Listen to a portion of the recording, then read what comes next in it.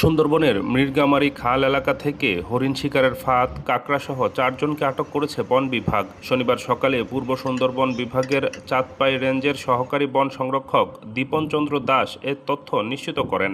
তিনি জানান, শনিবার রাত 3টার দিকে সুন্দরবনের মৃগমারি খাল এলাকায় বন বিভাগের টহল প্রদানকালে বনে অবৈধভাবে অনুপ্রবেশকৃত একটি ডিঙ্গি নৌকা দেখতে পেয়ে নৌকাটিকে থামানোর জন্য সংকেত দিলে নৌকাটিতে থাকা লোকজন দ্রুত পালানোর চেষ্টা করে। পরে ধাওয়া করে নৌকাটিকে আটকালে 4 জন সহ নৌকাটি আটক করা হয়। নৌকাটি তল্লাশি করে হরিণ শিকারের 300টি ফাঁদ, 105 কেজি কাঁকড়া ও 50টি নিষিদ্ধ কাঁকড়া ধরা চারু সহ বিভিন্ন মালামাল জব্দ করা হয়। পরবর্তীতে তাদের আদালতে হস্তান্তরের প্রক্রিয়া চলমান।